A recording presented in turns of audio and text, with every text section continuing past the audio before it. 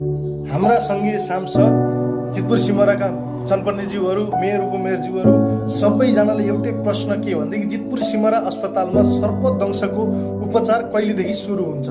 मेरो प्रश्न किन भनेदेखि आजभन्दा 3 दिन पछाडि र हिजो गए राति एउटै विद्यालयमा पढ्दै आएका, राष्ट्रिय विभूतिमा पढ्दै आएका 2 छात्रा नाबालिका, एउटा पिजीमा पढ्दै गरेको, अर्को एलकेजीमा पढ्दै गरेको।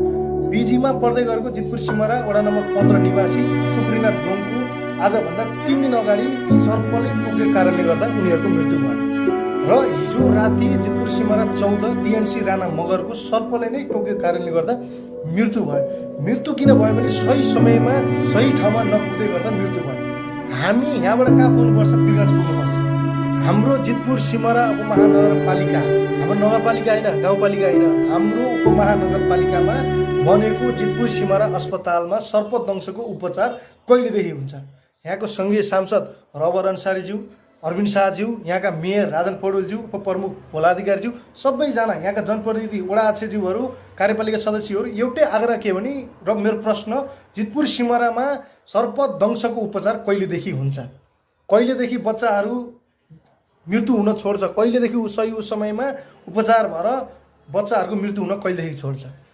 मैले किन ध्यान आकर्षण, मेरो विरोध होइन, म पनि एउटा सामान्य व्यक्ति भएको कारणले गर्दा मेरो आक्रोश गलत तरिकाले होइन, सही तरिकाले एउटा आफ्नो व्यक्तिगत हिसाबले कुरो उठाउँदैछु।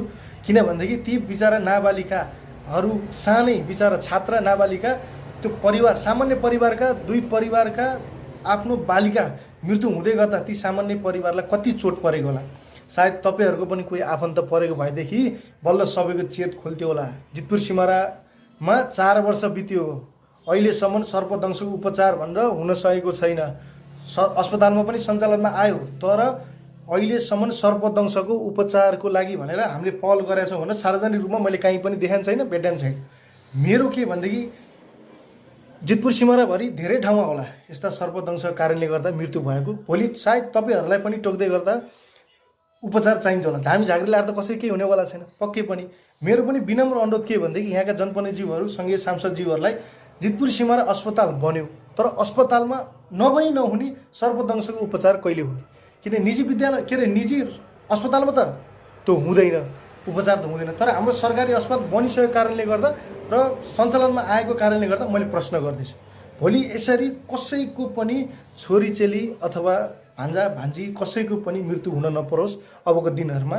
किनभनेदेखि ठुलो आशा बोकेका हुन्छन्, आफ्नो परिवारमा कोही मृत्यु हुँदै गर्दा धेरै एकदम पीडा हुन सक्छ। त्यो कारणले गर्दा एकदमै ध्यान आकर्षण होस्।